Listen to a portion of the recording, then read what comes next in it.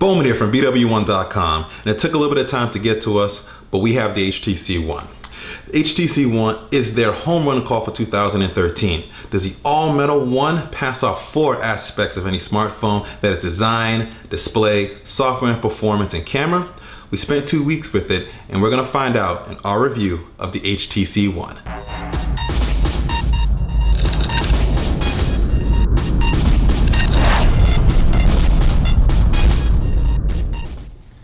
Let's talk about design on the HTC One. And it goes without saying, the HTC One is a very beautifully designed phone here. Everything screams premium, high quality, and just very, very nice, elegant, and very thought-provoking design with the HTC One here. You can see the all-metal, so pretty much casing around it, a nice smooth back here.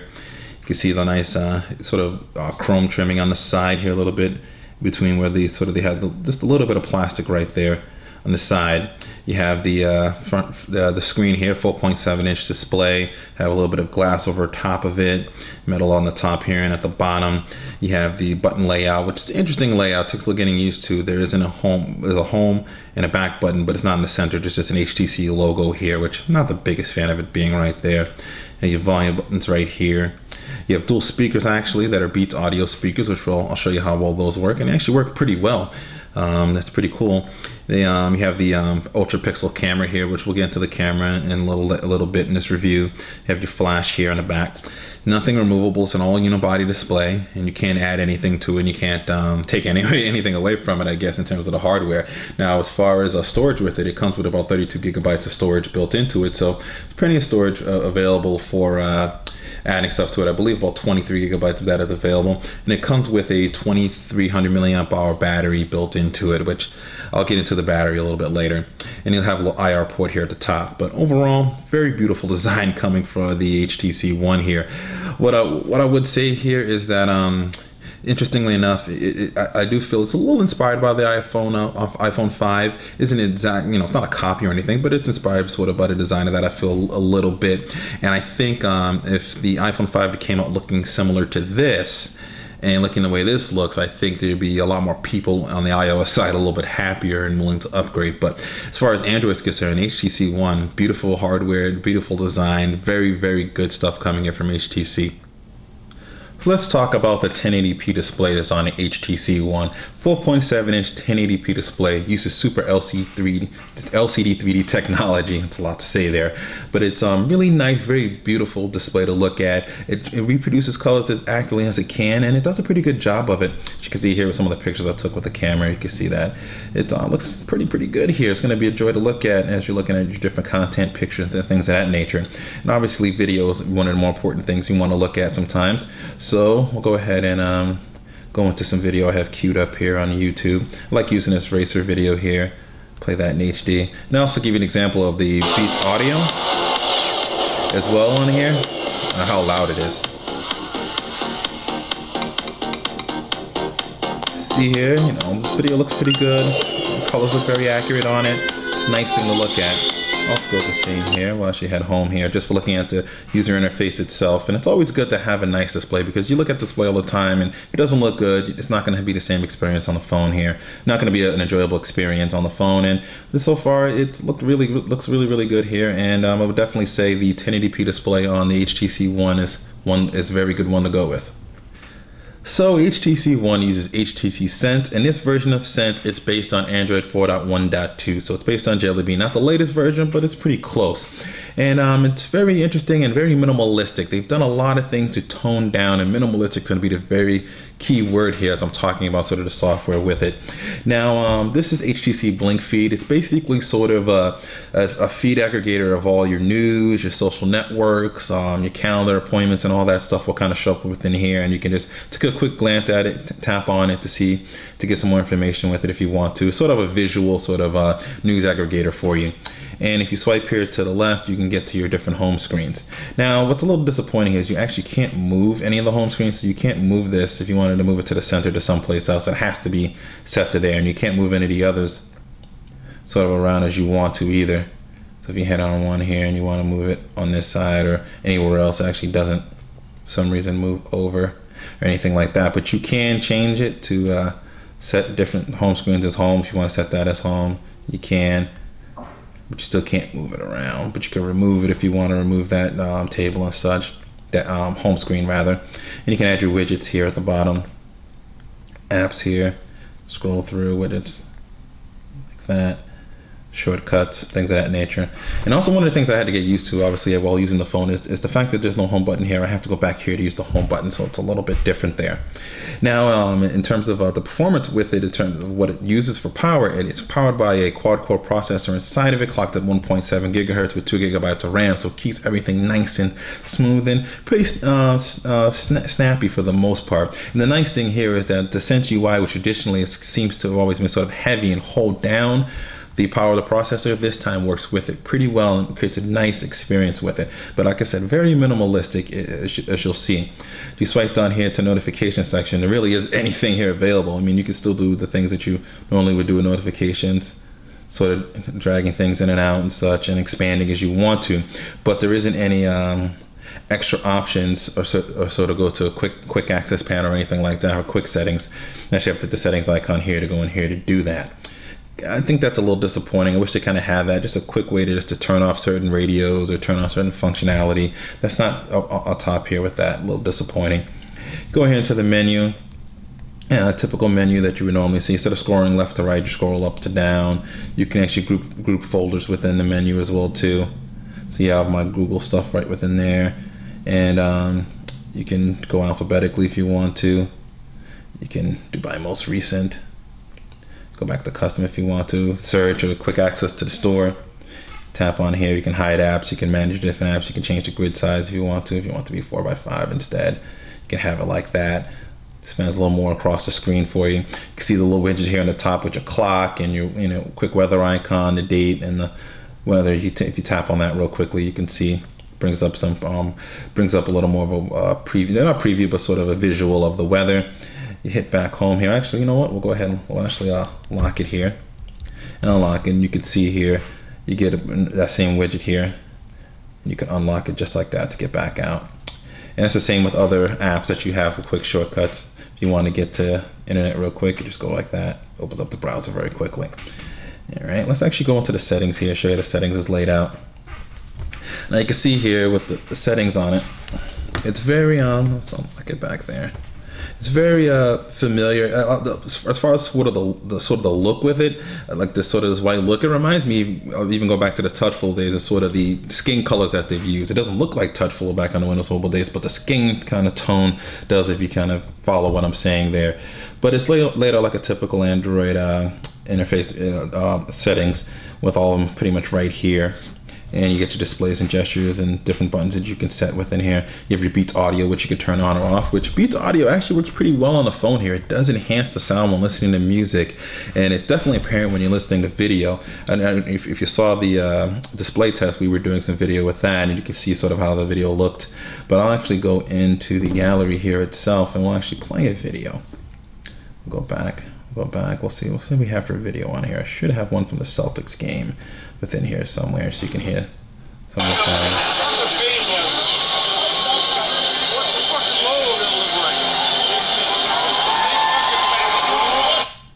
As you can hear there.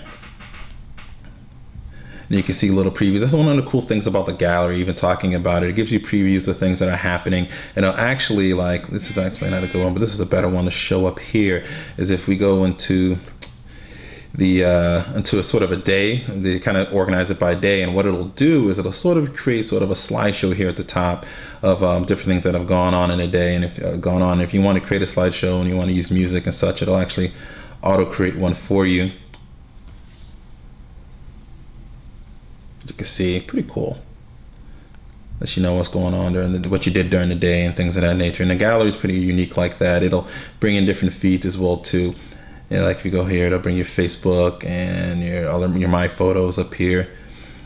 Brings you back to this. You can see like the gallery preview is pretty interesting. Like it gives you like a little preview of things, a little fun way to. That's a cool one right here. And you see the Beats Audio logo, you know that it's working. You can really hear the really good speakers coming out of this phone, I definitely have to say.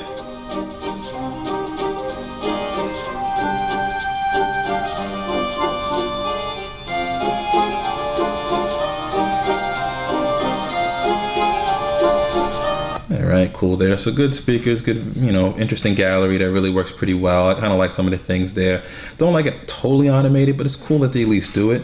As far as other pre-installed applications, you have your typical Sprint stuff that's inside. Nothing, you got a few HTC things in here, the mobile guide and your voicemail. Let's see, what's another thing that they have? Find it within here. Let's go back to here. You have your media options, media output options if you want to connect it to a TV to play media off of it. But as you can see, it's a very minimalistic interface. It isn't cluttered. It's very simple to get around. It's much more smartphone driven.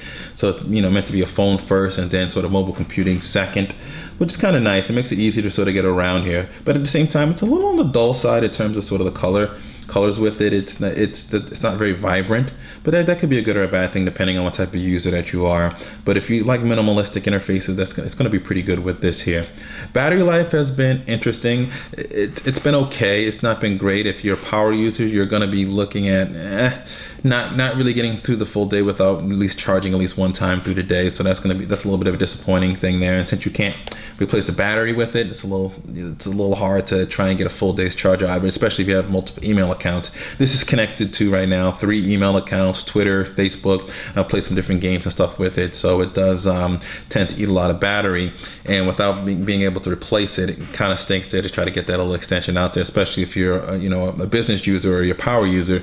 You're gonna be struggling a little bit with battery on this, but yeah, so that's just a little bit disappointing there with that. But as far as performance goes, it's very responsive, something that's not been traditional with HTC Sense. I do like this version of Sense UI, the best one they put out in a while. What I would like them to do is probably drop the Sense name, because it's a little it's never had a good reputation. I almost would like to call this like HTC Flow, because it just kind of flows, accordingly as you expect things to. It's easy to navigate, smartphone driven first, not mobile computing driven first, but it has those features to be able to access and do those things. You still have your personalization as well too, not on the deepest of levels, but you can let me see, you can change your lock screen styles.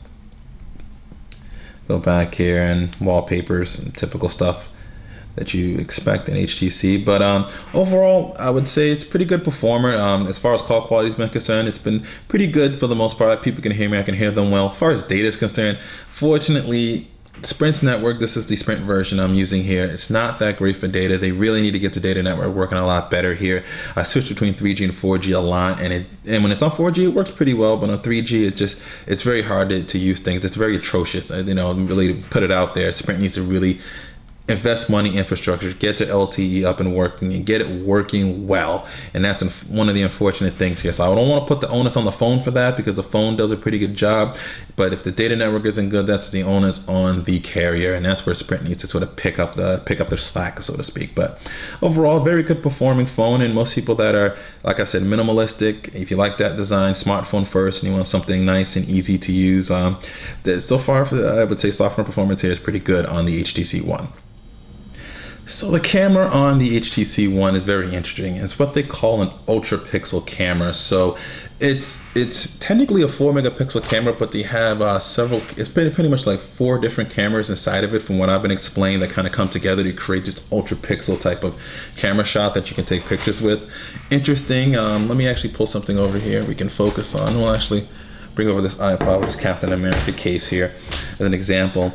And it does take some pretty decent pictures. What it's good at is low light.